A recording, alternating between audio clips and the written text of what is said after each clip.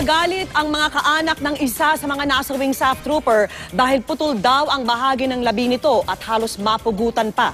Ang mga ganitong impormasyon ang kabilang sa mga sinisiyasat ng Commission on Human Rights na nagpunta na sa mismong pinangyarihan ng engkwentro.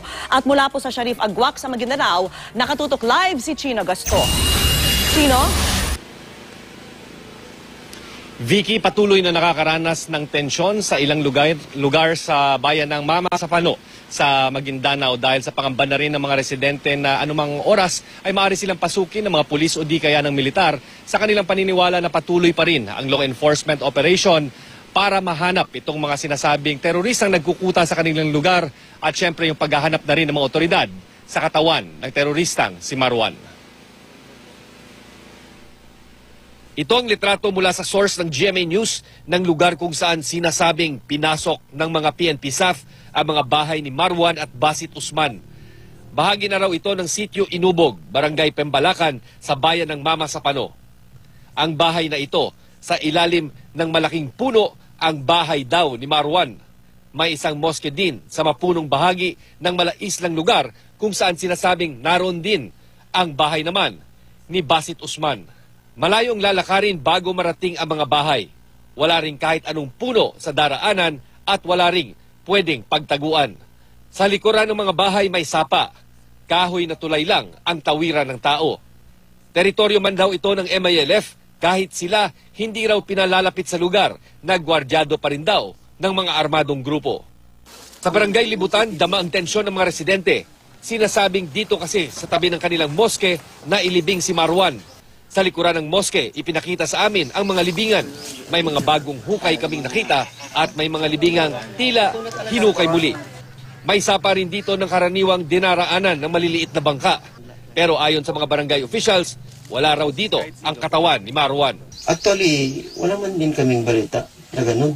Pagka rinig ng mga tao dito, yun din na gabi na takot sila, umaalis. Bakit po?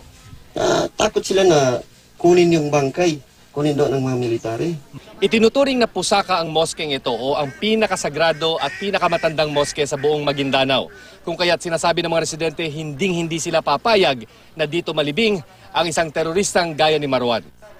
Nasa barangay Tucanalipaw na ang CHR na kabilang sa mga sinisiyasat ay ang di umano'y mutilation sa mga biktima.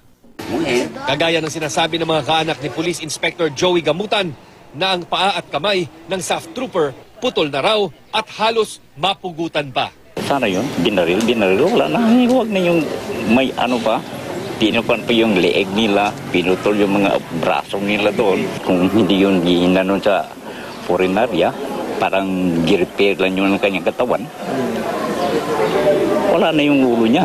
Ang hingiin ko lang sa ating gobyerno na sana pagbigyan naman din nila ng hustisya yung pangyayari. Nagtungo si CHR Commissioner Eta Rosales sa Tucanalipaw kasama sina ARMM Governor Mujib Hataman at Mama Sapano Mayor Benzar Ampatuan. Inaalam nila ang lagay ng mga residente. Nag-alay ng dasal si Rosales sa ilog malapit sa punong ito kung saan sinasabing nag-last stand ang ilang pulis. Inipon din ng CHR team ang mga pira-pirasong uniforme, benda at mga kagamitan mula sa mga nasawing pulis. Ang mga MILF, kapwa Pilipino natin, huwag tayong huhusga ngayon. Kaya't sa MILF, ang para sa akin, akitin na muling ibuhay natin yung ating negotiation sa kapayapaan. Alamin natin ditong pangyayari, totoo bang minasaker ng MILF yung SAF intentionally. Second, nalaman ba ng MILF na may operation against Marwan or nalaman ba nila nakuha na ng SAF si Marwan kaya nag-ambush sila?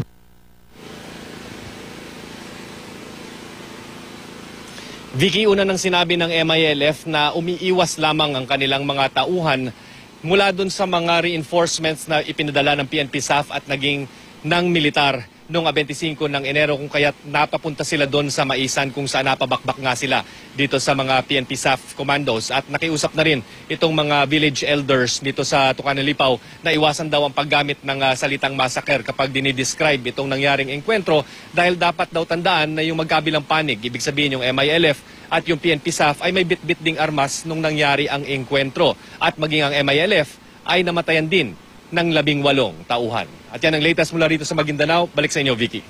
Maraming salamat sa iyo, Chino Gaston.